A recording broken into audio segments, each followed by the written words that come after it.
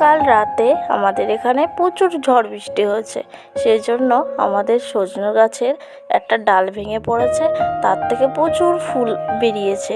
সেই ফুলগুলোকে আমরা বড়া বানাবো আজ।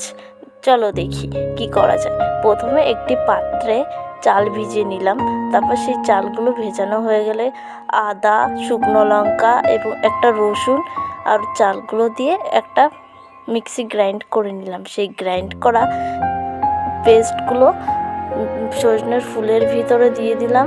তারপর পেঁয়াজ কুচি, কালো জিরে, হলুদ, লবণ এইসব দিয়ে সেটা একটা পেস্ট বানিয়ে নিলাম। লাস্টে পেস্টটা একটু ঠিক হয়ে গেলে তার ভিতরে একটু ব্রেড ক্রাম দিয়ে দিলাম।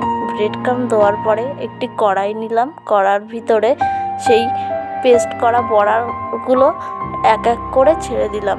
ছেড়ে দিলে যতক্ষণ না লাল হচ্ছে ততক্ষণ ভেজে নিলাম।